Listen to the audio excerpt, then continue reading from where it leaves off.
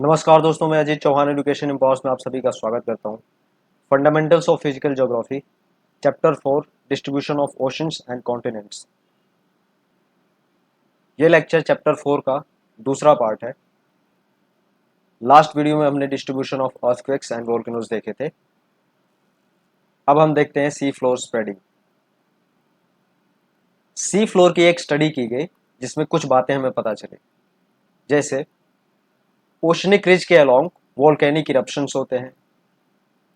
ये oceanic ridge है, इसके अलोंग वोल्केनिक इरप्शंस होते हैं और इस रिज के दोनों तरफ समान दूरी पे जो मटेरियल पाए जाते हैं, रॉक्स पाए जाते हैं, इनका कॉम्पोजिशन और मैग्नेटिक प्रॉपर्टीज लगभग सेम होती है। और जैसे जैसे हम रिज से दूर जाते हैं, वैसे वैसे इस रॉक की एज बढ़ती जाती है। ओशनिक क्रस्ट कॉन्टिनेंटल क्रस्ट से बहुत नई है। मतलब कोई भी ओशनिक क्रस्ट ऐसी नहीं मिली जो 200 मिलियन साल से ज़्यादा पुरानी हो। वहीं पे हमारी कॉन्टिनेंटल क्रस्ट 3200 मिलियन साल तक पुरानी है। जो सेडिमेंट है ओशन फ्लोर पे वो बहुत थिन है, बहुत थिन है। इसका मतलब कॉन्टिनेंटल क्रस्ट नई है। डीप ट्रेंचेस, ये ट्रेंचेस गर्थ, तो डीप ये ट्रेंच है। तो जो डीप ट्रेंचेस हैं इनके आसपास डीप सीटेड अर्थक्वेक मिलते हैं। और जो मिड ओशनिक रिज है, यहाँ पे शैलो डेप्थ के अर्थक्वेक्स मिलते हैं। मतलब जो फोकस होता है वो क्रस्ट से बहुत ज़्यादा गहरा नहीं होता, ये आसपास ही होता है। लेकिन ट्रेंचेस में ये बहुत गहराई में होता है। इसी ऑब्जर्वेशन पे बेस्ड हैरी हेस ने कुछ कंक्लूजन निकाले। वो कुछ इस प्रकार से थे। नया लावा इरप्ट होता है और क्रस्ट को पुश करता है। ये क्रस्ट हो गई है और ये लावा निकल रहा है। तो ये लावा ये क्रस्ट को दूर ढकेलता है। ये दोनों पार्ट एक दूसरे से दूर जाते हैं। नया क्रस्ट बनता जाता है। नया लावा इरप्ट हो रहा है तो यहाँ पे पिछ जाएगा, ये आते जाएगा। इसके चलते ये यहाँ पे नई क्रस्ट बनती जाती है। और ये जो पुरानी क्रस्ट है ये ट्रेंचेस के अलोंग सबडक्ट होती है और आके एस्थेनोस्फेयर में कंज्यूम हो जाती है। मतलब ये आएगी सर्कुलर मोशन करते हुए और ये एस्थेनोस्फेयर में आके पिघल जाएगी, मेल्ट हो जाएगी। और ये प्रक्रिया लगातार चलती रहती है, दोनों तरफ होता है। ट्रेंचेस के अलोंग कंज्यूम हो जाएगी तो मतलब नया क्रस्ट बनता जाता है और पुरानी वाली ट्रेंचेस के अलोंग कंज्यूम हो जाती है।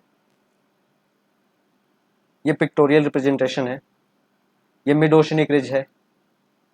तो यहाँ से ओशनिक क्रस्ट को लावा ढकेलता है दोनों तरफ और ये दूर जाती हैं और एक ट्रेंचेस के अलोंग कंज्यूम हो रही है। और देखिए नीचे आके ऐसे ऐसे आएगी स्टेनोस्फेयर में, ये आके फिर से मेल्ट होगी, पिघल जाएगी और ये प्रक्रिया चलती रहती है।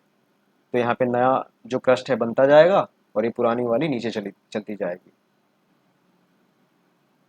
अब देखते हैं प्लेट टेक्टोनिक्स। 1967 में मैकेंजी, पार्कर और मॉर्गन अपनी अलग अलग थ्योरी लेके आए जिसे प्लेट टेक्टोनिक्स कहते हैं। ये टेक्टोनिक प्लेट्स होती क्या है?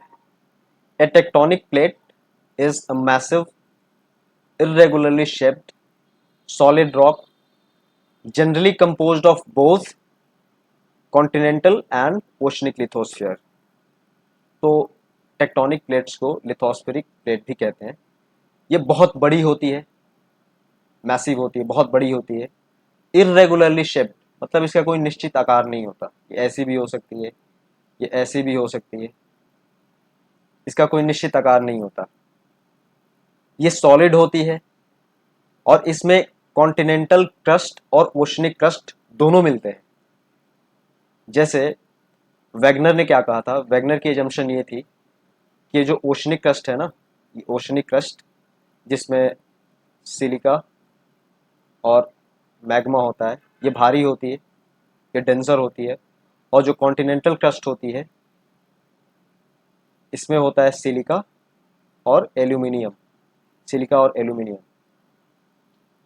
तो जो ये कॉन्टिनेंटल क्रस्ट है ये ओशनिक क्रस्ट के ऊपर फ्लोट करती है, मतलब तैरती है इसके ऊपर, और यहाँ पे फ्रिक्शन भी नहीं होता। तो ये वैगनर ने ये थ्योरी दी थी। लेकिन जो प्लेट टेक्टोनिक थ्योरी है वो ये कहती है कि ये ज़रूरी नहीं है कि कॉन्टिनेंटल प्लेट और ओशनिक प्लेट अलग अलग हो। ये हो सकता है कि एक ही प्लेट में कॉन्टिनेंटल क्रस्ट भी हो और ओशनिक क्रस्ट भी हो।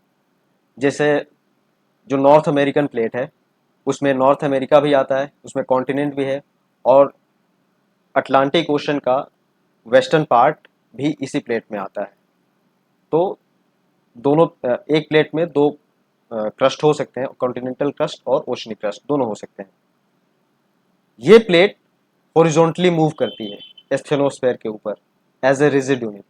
मतलब ये प्लेट हो गई और ये स्टेनोस्फेयर हो गया। स्टेनोस्फेयर वो होता है जहाँ पे मैग्मा ये ये मैग्मा यहाँ पे बनता है। ये स्टेनोस्फेयर हो गया और ये हो गई प्लेट। तो ये जो प्लेट है इस पे मूव करती है, फ्लोट करती है ये। जैसे यहाँ पे दिखाया गया है, ये क्रस्ट है, ये क्रस्ट है, ओशनिक क्रस्ट है और ये कॉन्टिनेंटल क्रस्ट है। तो ये मूव करती हैं, और जब ये मूव करती हैं तो डिफरेंट तरीके की बाउंड्रीज भी बनती है, जैसे कन्वर्जेंट बाउंड्री, डाइवर्जेंट बाउंड्री और ट्रांसफॉर्म फॉल्ट या ट्रांसफॉर्म बाउंड्री। तो देखते हैं एक एक करके कि ये डाइवर्जेंट बाउंड्री और कन्वर्जेंट बाउंड्री क्या होती हैं। सबसे पहले देखते हैं डाइवर्जेंट बाउंड्री। तो डाइवर्जेंट बाउंड्री जब ओशनिक क्रस्ट में होता है तो ये मिड ओशनिक रिज के अलोंग होता है। जैसे मिड ओशनिक रिज से यहाँ लावा निकलेगा, तो ये पुश करेगा, ये दोनों प्लेट्स को मूव करने के लिए मजबूर करेगा, तो ये दोनों एक दूसरे से दूर जाएंगे। तो ये अब यहाँ पे नई क्रस्ट बनती जाएगी और ये नई क्रस्ट इधर की तरफ आएगी और ये जो पुरानी क्रस्ट है वो इधर ट्रेंचेस के अलोंग कंज्यूम हो जाएगी, आके अंदर चली जाएगी। तो ओशनिक क्रस्ट में जब डाइवर्जेंट बाउंड्री होती है तो नया फ्लोर बनेगा और पुरानी जो क्रस्ट है वो नीचे चली जाएगी। ये डाइवर्जेंट बाउंड्री कॉन्टिनेंट में भी हो सकता है। अब ये है कॉन्टिनेंटल क्रस्ट है। अगर मान लेते हैं कि मैग्मा यहाँ से कुछ निकलना मतलब शुरू हुआ, तो धीरे धीरे क्या करेगा, इस क्रस्ट को कमज़ोर करेगा। मैग्मा यहाँ आके इस क्रस्ट को कमज़ोर करेगा, पिघलाएगा। तो ये कॉन्टिनेंटल क्रस्ट है, ये एक दूसरे से यहाँ पे दूर जाएंगे। तो यहाँ पे बनेगी रिफ्ट वैली बनेगी यहाँ पे। जब ये क्रस्ट यहाँ से टूटेगी तो ये दोनों जो क्रस्ट है, दोनों पार्ट एक दूसरे से दूर जाएंगे, तो ये रिफ्ट वैली बनेगी। ये रिफ्ट वैली ईस्ट अफ्रीका में प्रेजेंट है अभी। तो ईस्ट अफ्रीकन कॉन्टिनेंट में आप जाएंगे तो वहाँ पे एक रिफ्ट वैली ऐसे बहुत लंबी चली जाती है और वहाँ से कॉन्टिनेंट अलग हो रहा है, और विद टाइम ये कॉन्टिनेंट एक दूसरे से अलग हो जाएंगे। जैसे अफ्रीका कुछ मिलियन साल बाद अलग हो जाएगा। इसी तरीके से हमारा रेड सी बना है। रेड सी कहाँ है? ये जो अफ्रीकन प्लेट है और ये अरेबियन प्लेट है, यहाँ पे बहता है रेड सी। ये रेड सी है। रेड सी कुछ इसी तरीके से बना है। ये पहले एक ही में चिपके हुए थे, कॉन्टिनेंट दोनों थे, लेकिन मैग्मा वीक करते गया और दोनों एक दूसरे से अलग हो गए। तो कुछ मिलियन साल बाद ये जो ईस्ट अफ्रीका है ये अलग हो जाएगी, क्योंकि यहाँ पे एक रिफ्ट वैली बन रही है। अब देखते हैं कन्वर्जेंट बाउंड्री किसमें किसमें, ओशनिक क्रस्ट में और ओशनिक क्रस्ट में। दोनों तरफ ओशनिक क्रस्ट है अगर, तो इनका कन्वर्जेंस होगा तो कैसे होगा। कन्वर्जेंस मतलब एक दोनों प्लेट एक दूसरे के पास आ रही है, ये तो यहाँ पे कन्वर्जेंस हो रहा है, कन्वर्जेंट बाउंड्री है ये। तो जब ओशनिक क्रस्ट में कन्वर्जेंस होती है तो एक प्लेट नीचे सबडक्ट हो जाती है और वहीं पे बनता है ट्रेंच, गर्त। ये खाई बनती है, ट्रेंच बन जाएंगे यहीं पे। तो इस तरीके से हमारे ट्रेंचेस बनती हैं। मान लेते हैं अगर कन्वर्जेंस हुआ कॉन्टिनेंटल क्रस्ट में और ओशनिक क्रस्ट में, तो क्या होगा। तो ओशनिक क्रस्ट होती है भारी, हेवियर होती हैं। कॉन्टिनेंटल क्रस्ट होती है लाइटर, हल्की होती है। तो ये कॉन्टिनेंटल क्रस्ट है, इसी के नीचे ये ओशनिक क्रस्ट सबडक्ट हो जाएगी, नीचे चली जाएगी। आगे हम देखेंगे कि अगर अगर कॉन्टिनेंट कॉन्टिनेंट में कन्वर्जेंस हुआ तो क्या होगा।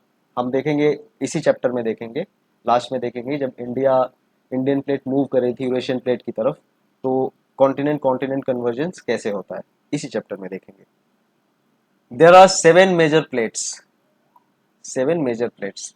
इन प्लेट्स को हम डायग्राम के थ्रू भी देखेंगे। ये कौन कौन सी प्लेट्स हैं? अंटार्कटिका है और उसके सराउंडिंग ओशन प्लेट, मतलब अंटार्कटिका एक खुद में कॉन्टिनेंट है और उसके अराउंड ओशन भी है। नॉर्थ अमेरिका और वेस्टर्न अटलांटिक, नॉर्थ अमेरिका पूरा जो कॉन्टिनेंट है वो, और उसी प्लेट में कुछ अटलांटिक ओशन का पार्ट भी आता है, और ये अलग होती है साउथ अमेरिकन प्लेट से और कैरेबियन आइलैंड से अलग होती है। साउथ अमेरिकन प्लेट, इसमें भी वेस्टर्न अटलांटिक फ्लोर आता है, और ये अलग होती है नॉर्थ अमेरिकन प्लेट से और कैरेबियन आइलैंड से। पैसिफिक प्लेट, इसमें सिर्फ ओशन फ्लोर ही आता है पैसिफिक प्लेट में। इंडिया ऑस्ट्रेलिया न्यूजीलैंड प्लेट, ये भी एक मेजर प्लेट है। अफ्रीकन प्लेट है जिसमें ईस्टर्न अटलांटिक फ्लोर भी आता है, और यूरेशियन प्लेट भी है और उसके आसपास के कुछ ओशनिक प्लेट्स। कुछ माइनर प्लेट्स भी हैं, इनको भी हम मैप में देखेंगे। कोकोस प्लेट, ये सेंट्रल अमेरिका और पैसिफिक प्लेट के बीच में है। नाज़का प्लेट, ये साउथ अमेरिका और पैसिफिक प्लेट के बीच में है। अरेबियन प्लेट, ये पूरी सऊदी अरेबिया जो है ना, ये पूरा लैंडमास सऊदी अरेबिया का लैंडमास ये अरेबियन प्लेट में ही आता है। फिलीपींस प्लेट, ये एशियाटिक प्लेट और पैसिफिक प्लेट के बीच में है। कैरोलिन प्लेट, फिलीपींस प्लेट और इंडियन प्लेट के बीच में है। फुजी प्लेट, नॉर्थ ईस्ट ऑस्ट्रेलिया में है, मतलब और ऑस्ट्रेलिया के नॉर्थ ईस्ट में है। तो इन सब एविडेंसेस और थियरीज के हिसाब से ये क्लियर हो जाता है कि जो वेगनर ने थियरी दी थी कि ये कॉन्टिनेंटल क्रस्ट ये ओशनिक क्रस्ट के ऊपर फ्लोट करती है, ये गलत है, ऐसा नहीं है। सही बात यह है कि ये कॉन्टिनेंट और ये ओशन एक ही प्लेट के पार्ट हो सकते हैं, मतलब एक ही प्लेट में ओशन और कॉन्टिनेंट दोनों हो सकता है। तो ये है अपनी पैसिफिक प्लेट। पैसिफिक प्लेट ये पूरी, ये नॉर्थ अमेरिका के वेस्ट से, और ये इधर नाज़का प्लेट्स के वेस्ट में, ये पूरी यहाँ पे है जापान, ये पूरा इधर, ये पूरी पैसिफिक प्लेट है। ये है यूरेशियन प्लेट, और ये जो बाउंड्री बनती है ये जापान, यही आइलैंड आर्क बनता है, ये सब आइलैंड आर्क हैं। ये पैसिफिक प्लेट और यूरेशियन प्लेट से जो कन्वर्जेंस होती है उससे उससे बनता है। ये साउथ अमेरिकन प्लेट है, अटलांटिक ओशन का आधा हिस्सा पूरा, और ये पूरी प्लेट साउथ अमेरिकन है। ये नॉर्थ अमेरिका में भी पूरी, ये ग्रीनलैंड इसी में आ जाता है, और अटलांटिक का वेस्टर्न पार्ट। ये है यूरेशियन प्लेट, ये है अफ्रीकन प्लेट, अफ्रीकन प्लेट। ये यूरेशियन पूरा यूरोप और एशिया का कुछ हिस्सा मिला के यूरेशियन प्लेट है। और इधर है अंटार्कटिक प्लेट, ये नीचे वाला पार्ट अंटार्कटिक प्लेट है। ये है अपनी इंडो ऑस्ट्रेलियन प्लेट, ये पूरा इंडो ऑस्ट्रेलियन प्लेट है। ऑस्ट्रेलिया न्यूजीलैंड पूरा पकड़ के इसमें आता है, ये पूरा, ये यहाँ तक आता है, यहाँ तक। तो कौन कौन से हो गए? यूरेशियन प्लेट हो गई, पैसिफिक प्लेट हो गई, इंडो ऑस्ट्रेलियन प्लेट हो गई, नॉर्थ अमेरिका हो गई, अफ्रीकन प्लेट हो गई, ये सब मेजर प्लेट्स हैं। साउथ अमेरिकन प्लेट्स हो गई, अंटार्कटिका हो गई, ये सब मेजर प्लेट्स हैं। अब देखते हैं माइनर प्लेट्स कौन कौन सी हैं। कोकोस प्लेट, हमने पढ़ा था ना माइनर प्लेट, कोकोस प्लेट, ये कोकोस प्लेट है। ये नॉर्थ अमेरिका और पैसिफिक प्लेट के बीच में है कोकोस प्लेट। और इसी के जस्ट नीचे, कोकोस प्लेट के जस्ट नीचे नाज़का प्लेट है। नाज़का प्लेट साउथ अमेरिका और पैसिफिक प्लेट के बीच में है। ये कैरेबियन प्लेट है।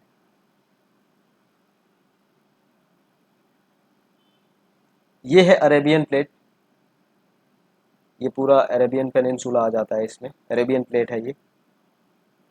ये है फिलीपींस प्लेट, ये यूरेशियन प्लेट और पैसिफिक प्लेट के बीच में। तो इस तरीके से ये प्लेट डिस्ट्रीब्यूटेड है। ये है कैरोलिन प्लेट, ऑस्ट्रेलिया के नॉर्थ ईस्ट में। ये माइनर प्लेट्स हैं, ये सब माइनर प्लेट्स हैं, सब माइनर प्लेट्स हैं। एक ये अरेबियन। अब देखते हैं types of plate boundaries. Divergent boundaries अभी हमने पढ़ा, फिर से एक बार देख लेते हैं डाइवर्जेंट बाउंड्रीज क्या होती है। अगर ये प्लेट एक दूसरे से दूर जा रही है, दूर जा रही है, अगर यहाँ पे मैग्मा निकले या किसी तरीके का फॉल्ट आ गया और ये एक दूसरे से दूर जा रही है, तो ये होती है डाइवर्जेंट, मतलब ये एक दूसरे से डाइवर्ज हो रही है। Mid Atlantic ridge, mid Atlantic ridge जहाँ पे मैग्मा निकलता है, मिड ओशनिक रिज है वो, तो मैग्मा निकलता है और प्लेट्स एक दूसरे के दूर जाती हैं। ये प्रेजेंट है, ये बहुत अंडर वाटर, बहुत शायद ये सबसे लंबी माउंटेन चेन है under water, mid oceanic ridge in Atlantic Ocean. Convergent boundary, अगर ये दोनों प्लेट, दो प्लेट है और ये एक दूसरे के पास आ रही है, तो ये कन्वर्जेंट बाउंड्री होगी। हमने देखा था ओशन ओशन कन्वर्जेंस, ओशन और कॉन्टिनेंट कन्वर्जेंस, और कॉन्टिनेंट कॉन्टिनेंट कन्वर्जेंस अभी हम देखेंगे, अभी देखेंगे। ट्रांसफॉर्म बाउंड्री क्या होती है? ट्रांसफॉर्म बाउंड्री, ये दो प्लेट्स हो गई, ये प्लेट ना तो इधर आती हैं, ना एक दूसरे के पास आती हैं, और ना ही एक दूसरे से दूर जाती हैं, इनमें से कुछ नहीं होता। ये होता है ये एक दूसरे के पैरेलल निकल जाती हैं, मूव फास्ट कर जाते हैं, मतलब एक दूसरे से टकराती भी नहीं है और एक दूसरे के पैरेलल मूव कर जाती हैं। यहाँ पे होता है ट्रांसफॉर्म फॉल्ट। जो कैलिफोर्निया का फॉल्ट है ना, वो ट्रांसफॉर्म फॉल्ट ही है। तो ये हो गया ट्रांसफॉर्म फॉल्ट, ट्रांसफॉर्म बाउंड्री। कोई इरप्शन नहीं होता यहाँ पे, ट्रांसफॉर्म में कोई इरप्शन नहीं होता, कोई क्रस्ट फॉर्म नहीं होता। जब यहाँ से मैग्मा निकलेगा ही नहीं, तो क्रस्ट कैसा बनेगा? इरप्शन ही नहीं होता कोई। अब प्लेट्स मूवमेंट के पीछे फोर्सेस कौन सी होती है? कौन सी फोर्स है जो इस प्लेट्स को मूव कराती है इधर इधर? क्या है? तो इन प्लेट्स को मूव कराती है मोल्टेन लावा। जैसे यहाँ पे अगर लावा निकला, मैग्मा निकला, लावा निकला, तो ही एक दूसरे को दूर दूर धकेलती है। ये मोल्टेन लावा होता है, ये ड्रैग करता है प्लेट्स को एक दूसरे से दूर या एक दूसरे के पास भी लाता है, सर्कुलर मोशन होता है ये। मतलब ये प्लेट्स इधर जाएंगी तो ये ट्रेंचेस के अलॉन्ग जाके सबडक्ट हो जाएंगी और फिर से ये आएंगी एस्थेनोस्फीयर में, फिर पिघलेगी, फिर मैग्मा बनेगा, फिर ऊपर जाएगी, फिर ये प्लेट नई ऊपर आएगी, बनेगी, और ये प्रक्रिया चलती रहेगी लगातार। तो इस सर्कुलर मोशन में चलती रहती है। अब इनको एनर्जी कहाँ से मिलती है कि मोल्टेन लावा जो है वो पिघलता कैसे है? ये स्टेनोस्फीयर, ये पिघलता है रेडियो एक्टिव डिके से, कुछ रेडियो एक्टिव एलिमेंट्स हैं, तो इससे स्टेनोस्फीयर पिघलता है। और कुछ रेजिडुअल हीट्स हैं। रेजिडुअल हीट मतलब जब अर्थ बन रही थी तो कुछ हीट एंट्रैप हो गई थी अर्थ के इंटीरियर में, वही इस प्लेट्स को पिघलाती हैं। अब देखते हैं मूवमेंट ऑफ इंडियन प्लेट। इसी में हम देखेंगे कि कॉन्टिनेंट कॉन्टिनेंट का कन्वर्जेंस कैसे होता है। Indian plate includes peninsular India and the Australian continental portion. तो जो इंडिया का पेनिनसुलर पार्ट है, ये वाला हिस्सा, ये वाला हिस्सा, यही इस प्लेट में आता है। इसके ऊपर जो गंगा वैली के ऊपर वाला हिस्सा है वो इस प्लेट में नहीं आता, वो बाद में बना है। जो गंगा वैली है ना, पूरी जो एक प्लेन बना है, गंगा प्लेन, वो बाद में बना है। वहाँ पे एक टैथिस सी करके, टैथिस सी हुआ करता था, उससे बना है, अभी हम देखेंगे। और जो हिमालयाज बना है वो फोल्ड माउंटेन है, उसके ऊपर यूरेशियन प्लेट है। तो ये सिर्फ पेनिनसुलर इंडिया ही इंक्लूड है इस प्लेट में। सबडक्शन हुई हिमालय के अलोंग, कॉन्टिनेंट कॉन्टिनेंट कन्वर्जेंस हुआ, मतलब इंडियन प्लेट है वो यूरेशियन प्लेट के नीचे, ये अगर मान लेते हैं यूरेशियन प्लेट है ये, और ये इंडियन प्लेट है, तो इंडियन प्लेट नीचे गई है, इंडियन प्लेट सबडक्ट हुई है, नीचे गई है यूरेशियन प्लेट के। तो इंडियन प्लेट सबडक्ट हुई नॉर्थ में, और ईस्ट में इसका एक्सटेंशन है, रकिम योमा माउंटेन है म्यांमार में, यहाँ तक इसकी एक्सटेंशन है ईस्ट में। और ये जावा ट्रेंच से होते हुए ईस्ट ऑस्ट्रेलिया तक फैली हुई है। और इसका वेस्टर्न मार्जिन है किरथार माउंटेन पाकिस्तान में। इंडिया एक आइलैंड हुआ करती थी ऑस्ट्रेलिया के कोस्ट पे, और उसके अराउंड एक वास्ट ओशन था, वास्ट ओशन, बहुत बड़ा ओशन था इसके अराउंड। और ये जो इंडियन प्लेट है, जो इंडियन प्लेट है जो भी थी, और ये इंडियन पेनिनसुलर है, और ये पूरी इंडियन प्लेट है ये, और ये यूरेशियन प्लेट है। अब इन दोनों के बीच में एक सी हुआ करता था, समुद्र हुआ करता था, इसे टैथिस सी कहते हैं, टैथिस सी। टैथिस सी ये यूरेशियन प्लेट और ये इंडियन प्लेट को अलग करती थी। इंडियन प्लेट 40 से 50 मिलियन साल पहले इसमें कोलाइड होती है, मतलब टकराती है। अब जब टकराती है ये, तो होता क्या है कि ये इंडियन प्लेट है, ये यूरेशियन प्लेट है। अब जब टकराती है तो ये नीचे सबडक्ट हो जाती है यूरेशियन प्लेट के। ये इंडियन प्लेट है, ये यूरेशियन प्लेट है, ये सबडक्ट हो जाती है। सबडक्ट होती है तो धीरे धीरे यहाँ पे फोल्ड आने लगता है। और फोल्ड भी कैसे आता है, सबसे पहले तो यहाँ पे नदियाँ काट के यहाँ पे सेडिमेंट्स लाती हैं, सेडिमेंट लाती है, भरता जाता है समंदर। ये जब भर जाता है पूरा, और ये प्लेट मूव कर ही रही है एक दूसरे की तरफ, मतलब इंडियन प्लेट ही मूव कर रही है। तो जब मूव कर रही है तो सबसे पहले बनता है ग्रेटर हिमालय, ग्रेटर हिमालय। उसके बाद बनता है मिडिल हिमालय, मिडिल हिमालय के बाद बनता है शिवालिक। और ये प्रक्रिया आज भी चल रही है, आज भी इंडियन प्लेट नॉर्थ की तरफ मूव कर रही है। तो ये जो आज गंगा वैली है, कुछ मिलियन साल बाद यहाँ भी एक फोल्ड माउंटेन बन जाएगा, क्योंकि ये प्रक्रिया लगातार अभी चली रही है। तो इस तरीके से बना हमारा हिमालय। और ये जो, क्योंकि ये भी कॉन्टिनेंट है और ये भी कॉन्टिनेंट है, तो दोनों लैंड मास है। अब दोनों लैंड मास है तो होता क्या है कि अब यहाँ पे बहुत ज़्यादा कंप्रेशन की वजह से, कंप्रेशन मतलब एक दूसरे की तरफ आते हैं, कंप्रेशन की वजह से यहाँ पे ये लैंड मास, ये लैंड मास और ये लैंड मास चिपक जाते हैं, यहीं पे आके डीप क्रस्ट में चिपक जाते हैं। यही जो रीजन है जो एक दूसरे से स्टिच हो जाते हैं, मतलब चिपक जाते हैं, चिपक जाते हैं, इसी को कहते हैं सूचर जोन। सूचर जोन या सुचर जोन, जो भी कह लो, आपकी मर्जी है। सूचर जोन कहते हैं ये जो चिपक जाती है दोनों लैंड मास, क्योंकि हैवी कंप्रेशन होता है, ये दोनों प्लेट्स एक दूसरे के पास आ रही है, तो बहुत ज़्यादा कंप्रेशन, हाईली मतलब हाई फोर्स लगता है यहाँ पे, तो एक दूसरे से चिपक जाती हैं। तो जब ये इंडियन प्लेट मूव कर रही थी, इंडियन प्लेट जब मूव कर रही थी यूरेशिया के टुवर्ड्स, तो एक रीयूनियन आइलैंड है,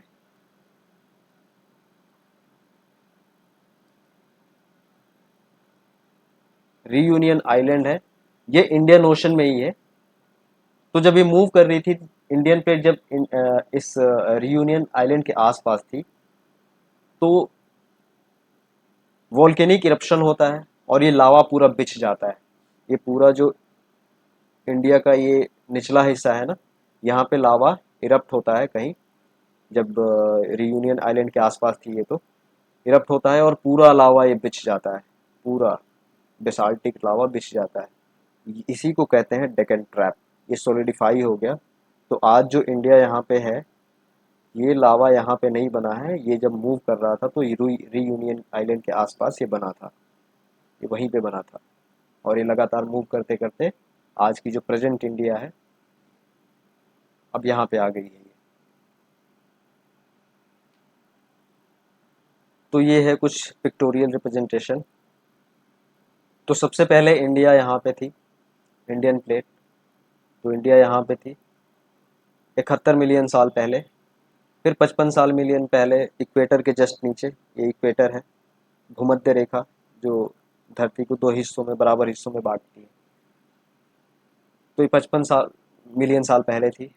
उसके बाद 50-45 मिलियन साल पहले इक्वेटर के आसपास आई होगी। उसके बाद 38-40 मिलियन साल पहले यहाँ, और आज आज की ये है इंडियन प्लेट। ये पूरी इधर तक आती है, ये पूरा इंडियन ओशन पकड़ के ये ऑस्ट्रेलिया न्यूजीलैंड इसी में आ जाते हैं। और ये है यूरेशियन प्लेट, यूरेशियन प्लेट। और यहाँ पे है हमारी